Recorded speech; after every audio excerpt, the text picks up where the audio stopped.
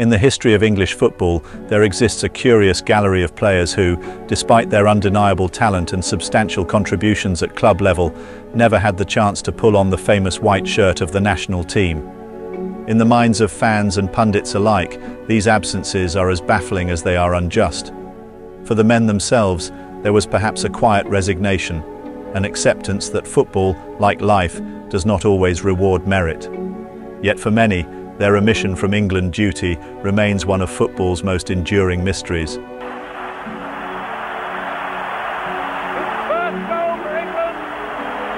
For Jim Montgomery, Sunderland's finest ever goalkeeper, such sentiments resonate deeply. He is immortalised in the lore of English football, not merely for his extraordinary career spanning over 600 appearances, but for a moment of brilliance at Wembley in 1973.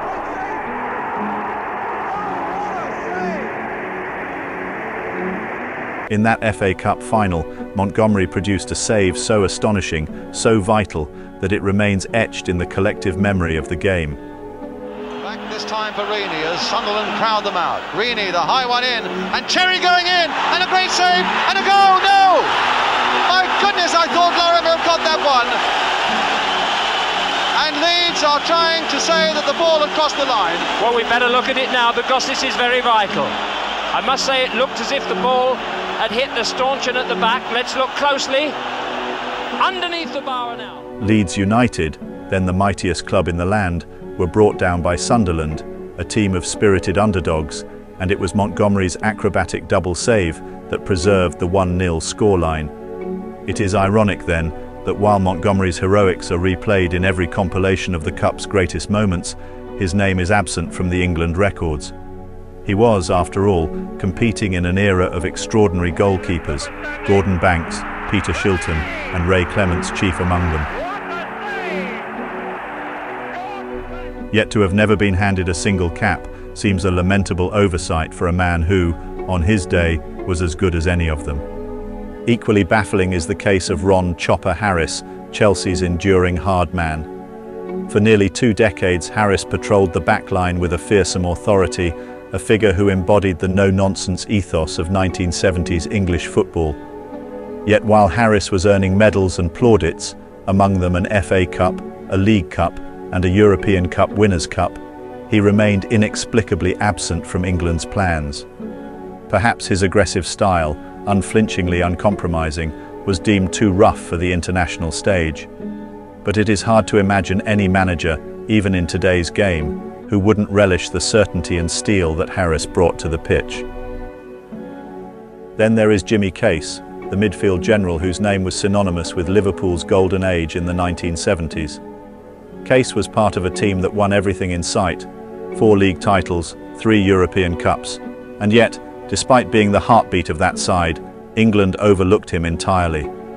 Here was a player of undeniable grit and skill, capable of bending matches to his will. That he was never called up to represent his country seems an affront not only to him, but to the very notion of meritocracy in sport. For all his trophies and medals, an England cap would have been a fitting reward for a player who, for years, embodied English football at its most resilient. Must have been more than 35 yards, and it didn't give Boulder a sniff. Oh, they love him. How far out is that? All of 35 yards, swerving off the bar, 1-0. Steve Bruce, the lion-hearted centre-back who marshalled Manchester United's defence during their ascendancy in the 1990s, similarly found himself overlooked. As captain of one of England's most successful club sides, Bruce was the cornerstone of United's defence, lifting 3 Premier League titles and an array of domestic and European honours. His leadership and ability to read the game made him an obvious candidate for international recognition. Yet, despite England's defensive struggles at the time, Bruce never received a call-up. When, late in his career, Terry Venables offered him a cap, Bruce declined, feeling it would have been little more than a sympathy gesture. His absence from the England squad remains one of the great mysteries of modern football. Oh, and they've got a great goal from their former Norwich City player, Steve Bruce. And would you believe that's his 15th of the season? Tony Coton, An agile and consistent goalkeeper of the 1980s and 1990s, was another who never made it to the England squad, despite amassing over 500 league appearances for clubs like Watford, Manchester City and Birmingham.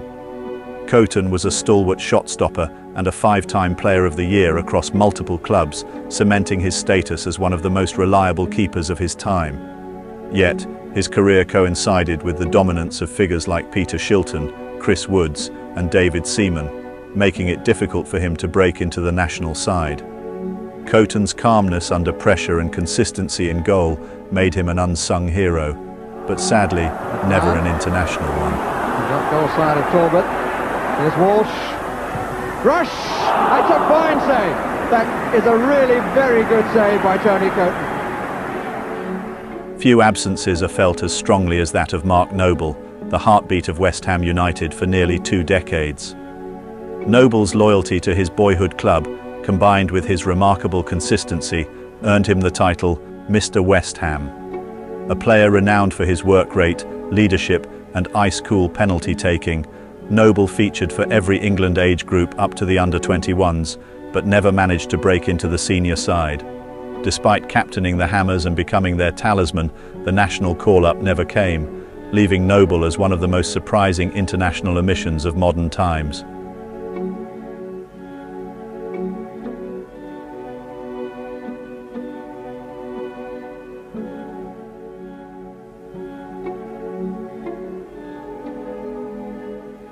Paul Davis was another whose considerable talents were strangely overlooked. A cultured midfielder who played over 400 games for Arsenal, Davis was instrumental in their successes during the 1980s and early 90s, winning 2 league titles and an FA Cup. Davis was an elegant and technically gifted midfielder, but an unfortunate incident in which he was suspended for an altercation with a Southampton player effectively derailed his chances of ever being selected for England. It was a career that deserved more recognition, particularly given his pivotal role in Arsenal's successes. Kevin Richardson pulling wide to the near side, and Paul Davis furthest forward for Arsenal to collect a truly spectacular goal. Dennis Mortimer, the midfield general of Aston Villa's European Cup winning side, was another whose contributions were seemingly invisible to England's selectors. Over a decade at Villa Park, Mortimer captained his side to the heights of English and European football, most notably lifting the league title in 1981 and the European Cup a year later. Mortimer's leadership and vision from midfield were instrumental in Villa's success, yet despite his dominance in English football, he was never rewarded with a senior England cap. He played for England's under-23 and B teams, but the step up to the senior side inexplicably never came. Mortimer's absence from the England setup is particularly galling, given the dearth of similarly accomplished midfielders available to the national team at the time. Shaw, Cowans, great ball through the middle for Mortimer. Can he finish it?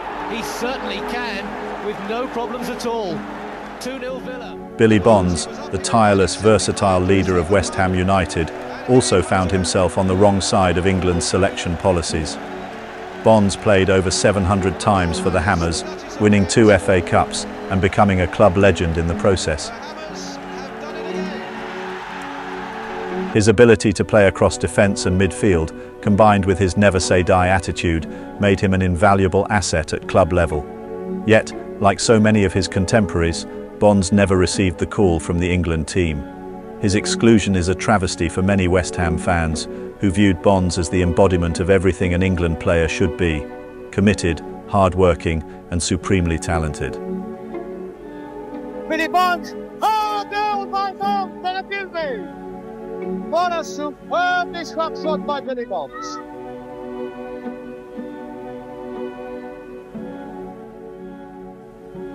And then there is Howard Kendall, one of the finest midfielders of his generation and a key figure in Everton's glory years. Part of the famous Holy Trinity, alongside Colin Harvey and World Cup winner Alan Ball, Kendall was a driving force in the Toffees midfield during the late 1960s and early 1970s. His vision, work rate and ferocious tackling made him a standout performer, yet despite these qualities, Kendall never earned a full England cap. He would go on to have a distinguished managerial career, returning to Everton to lead them to further success in the 1980s. But the fact that Kendall, with all his talents, was overlooked as a player remains one of English football's great injustices. For these men, the dream of representing their country remained tantalizingly out of reach. Each of them was more than deserving of the honour, yet for various reasons, timing, style, or simply the whims of selectors, they never had the chance. Their careers, however, remain glittering testaments to their abilities. In the end, while the England caps may have eluded them, their legacies are no less enduring. The impact they made on the game, on their clubs, and on the hearts of fans will long outlast the decisions of any England manager.